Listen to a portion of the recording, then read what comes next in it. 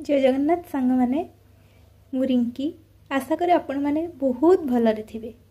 पूर्व वीडियो रे आमे वाक्य विचार उपरे किछि आलोचना करिथिले, जेमिति वाक्य कौन, आकांक्षा कौन, योग्यता कौन, आसक्ति कौन, ए विषय सब आमे आलोचना करथिले। मने अछि कि नहीं?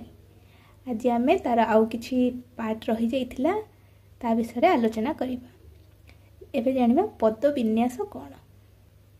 कथारे अछि कही बोली पारे जी पचा चिंगुड़ी बिके सी। जानी पारले आ अर्थ कौन? जी कही पुछि पारिला भलरे से खराब जिनसटा को भी गोटे भल करके बिकी देकी आसिला। जहाँ कहिबार गोटे कौशल कुहा जाए, जहाँ कौशल जना से सबु जगार जीतिकी आसीबो। खराब जिनस को भल कहिकी भी जीति जीवो, भूल कामटा को ठीक कहिकी भी जीति जीवो। गोटे कहिबार गोटे कौशल थाए। तो से कौशलटा कौन, केमिति आमे ताको सब कहिबा, से विषय में आज आपण मानक जनइबी। चलते एबे जानबे पद विन्यास डेफिनेशन कौन। गोटे शुद्ध वाक्य गढ़ा को हेले केतोटे विषय प्रति आमको यत्नशील हेबाको पड़िथाए, ताहाको आमे कहिबा पद विन्यास। बुझिपारले पद विन्यास कौन? आमे कहिबा से जो कौशल, केमिति गोटे कौशल आमे कहि परिबा कथाटा अन्य जन को भल सुबिबो, से विषय में मुझे आपण मानक बहुत किसी एग्जांपल सहित पूरा डाउट क्लियर करदेवी। चलते एबे से उदाहरण गुड़िक आराम से मन देकी शुणा। शुणी सारा पर मत कमेंट बॉक्स रे जनइबे आपण मानक वीडियोटी केमती लगिला, भल लगिला कि नहीं। चलतु प्रथम उदाहरण देखिबा।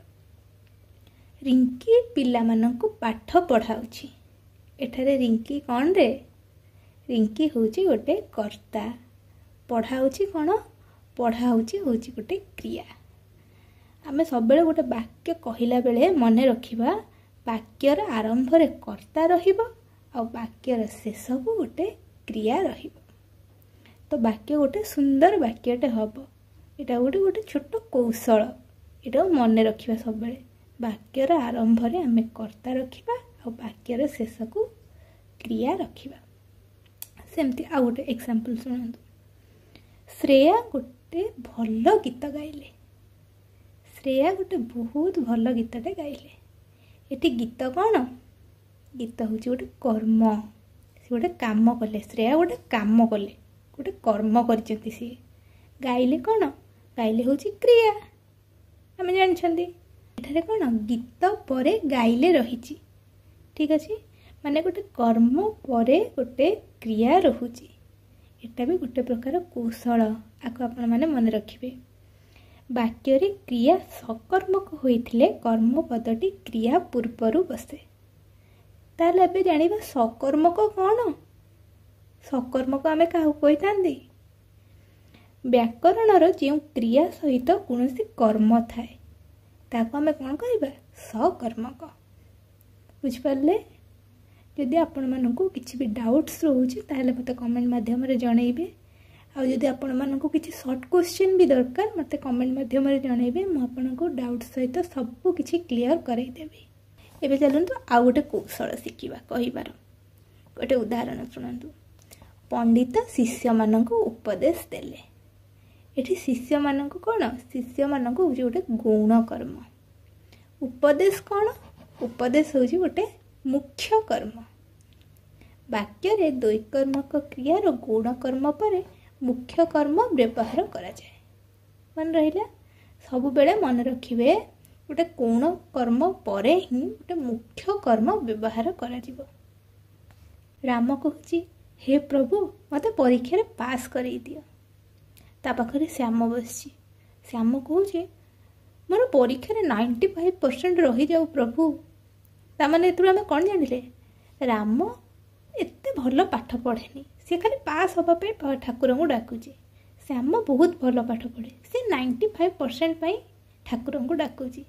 ये जो से प्रभु जो वर्डटा यूज कले, राम भी वर्ड यूज करची प्रभुर, श्याम भी वर्ड यूज करची प्रभुर। ये दुईटी जाक वाक्य रे प्रभु होची गोटे संबोधन पद। से कौन करची? प्रभु को संबोधन करिची, प्रभु को डाकी संबोधन करी कही हे प्रभु मते परीक्षा रे पास करी दियो। श्याम कौच मोर परीक्षा 95% रही जाऊ प्रभु है। गोटे वाक्य संबोधन पद आरंभ ना शेष रही थाए। एटा भी गोटे वाक्यर कौशल। एटा मन रखिए कौ भाया कौशल मु वाक्यटी कहबी अन्य लोक को शुणा बहुत भल लगे। सब मन रखिए ये जो संबोधन आम जहाँ को करती सब बेले वाक्यर आरंभ करेंगे ना वाक्यर शेष करेंगे। राम एठी वाक्य आरंभ संबोधन करी, श्याम वाक्यर शेष संबोधन करी। तो ये बुझिपारे सेमती। आ गोटे उदाहरण, चतुर लोक सबुठी जीतती। एटार किसी भाबार अच्छी ना कहबार अच्छी, समस्ते तो जानते चतुर लोक सबुआड़े जीतिजे। एठारे चतुर कौन? एटा हूँ कौशल। चतुर कौन? एठारे गोटे लोकर विशेषता प्रकाश करुचे। लोकटीर विशेषता कौन? से चतुर कि मूर्ख कि गरीब कि धनी, एड़ा गोटे प्रकार विशेषता। से चतुर लोकटी सबुठी जीतती। गोटे वाक्य विशेषण पद विशेष्य पद पूर्वर बसे।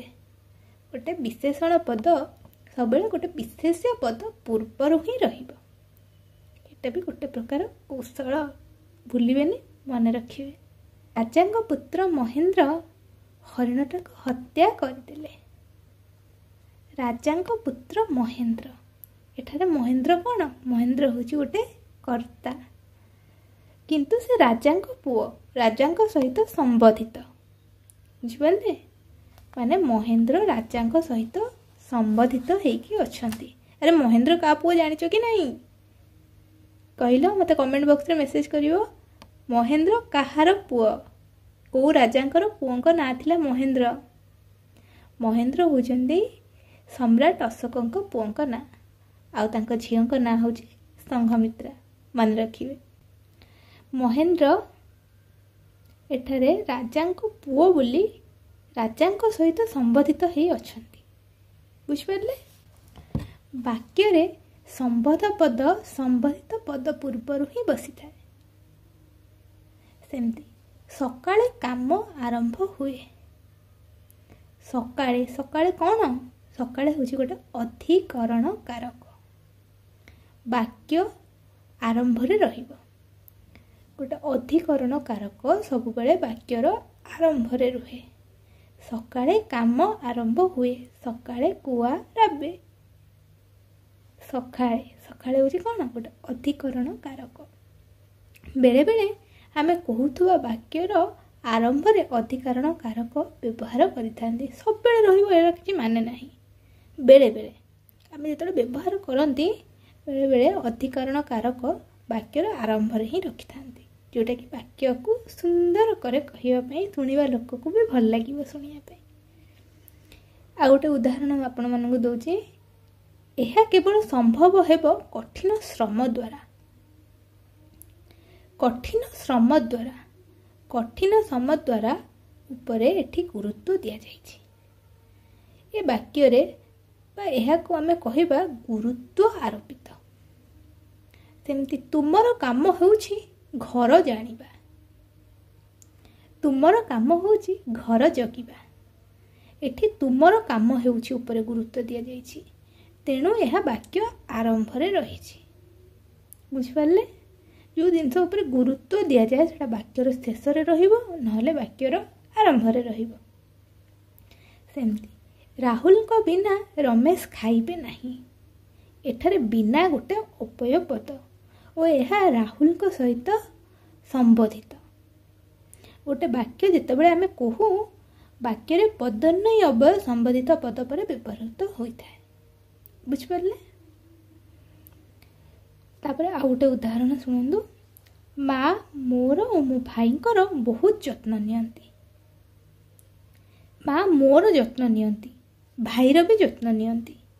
वाक्य रे विभिन्न व्यक्तिंकर संबोध को बुझाइबा को हेले प्रत्येक संबोध पद विभक्ति युक्त होता है। माने एठी माँ मोर और मो भाईर जत्न नियंती। माँ मोर और भाईर दीटा जाक मिसिकी अच्छी, किंतु आम दीटा जाक जदि अलग करदबा ताहले भी माँ भाईर जत्न नियंती, माँ मोर भी जत्न नियंती। तो यहाँ परस्पर सहित संबंधित माँ समस्त माँ भाई सहित भी संबंधित मो सहित भी संबंधित ये कौन कहला वाक्य विभिन्न व्यक्तिंकर संबंध बुझाइबा हेले प्रत्येक संबंध पद विभक्तियुक्त होता है। प्रथम लोकटी कहूँ चंद्रमोहन कटक गला नहीं। द्वितीय लोकटी कहूँ काली तमे घरे नथिला। ये कौन है प्रथम वाक्य रे नाही गला परे और द्वितीय वाक्य रे न थिला पूर्वर बसीछि। वाक्य रे नाही बा नाही संयुक्त पद क्रियापद पर बसे और न क्रियार पूर्वर बसे। बुझिपारे। आ गोटे उदाहरण शुणु।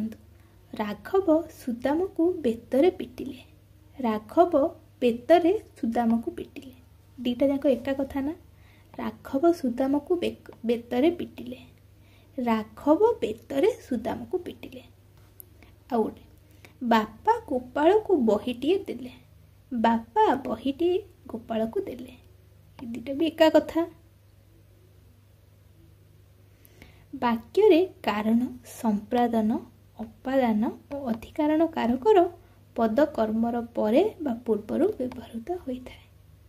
एथर जानिपारे कौशल कौन कौशल करके आमे केमिति वाक्य गुड़ी कहि परिबा एथर जानिपारे तो अपन मन को एते सारा एग्जांपल देकी बुझेली।